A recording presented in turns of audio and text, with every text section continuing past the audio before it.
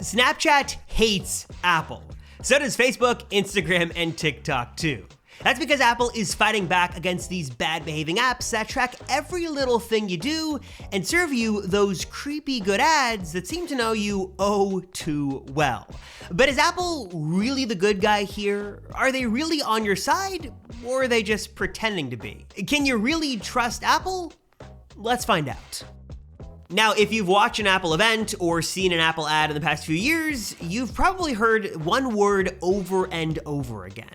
Privacy, privacy, privacy. Apple is very focused on privacy these days, and that's not really a bad thing. At a time when hackers are constantly trying to break into accounts and apps and algorithms are tracking every little thing that you do, it's important for someone to stand up for us and put a stop to this relentless spying. But is Apple really doing what they say they're doing? Back in 2014, dozens of high-profile celebrities had some of their most private photos leaked online, and all the photos and videos that were posted online were taken on these celebrities' personal iPhones and stolen from their iCloud account. The hack put the spotlight on some massive Apple security shortcomings and is honestly one of the company's biggest blunders ever. Apple is adamant that the cyber attack happened due to compromised login info, but security experts believe that iCloud was riddled with security flaws that sort of aided the hackers and made this hack easier. And since then, Apple has slowly worked to regain the trust of its users. They've fortified iCloud to make it way safer and way more secure,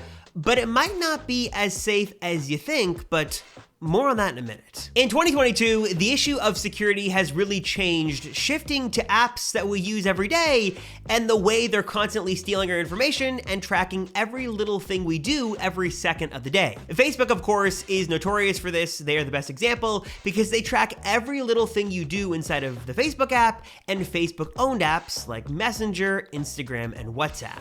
They're watching every comment you make, every post you like, even how long you spend looking at a post, a photo, or a video, and then using that info to target you with those creepy good ads that seem to know you way too well. This tracking also happens across different apps and websites all the time and can happen in some obvious and not so obvious ways. And that's why Apple has begun to fight back and has created a bunch of new security features in their latest iOS and macOS software updates that attempt to stop this tracking dead in its tracks. They may not sound like big, blockbuster, high-level features, but they've made a really big noticeable difference, costing companies like Facebook and even our beloved Snapchat billions and billions of dollars in ad revenue because they just can't track you like they used to and get to know you in the intimate detail like they really want to.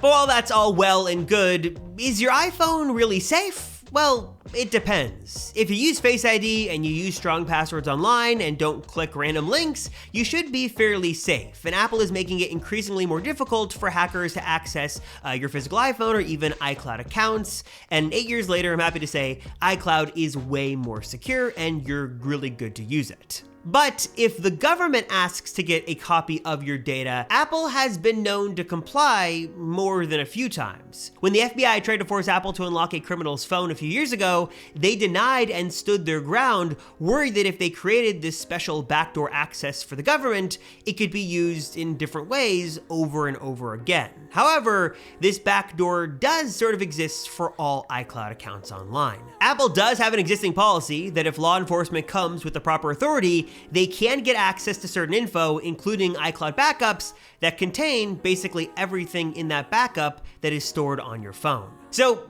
can you really trust Apple?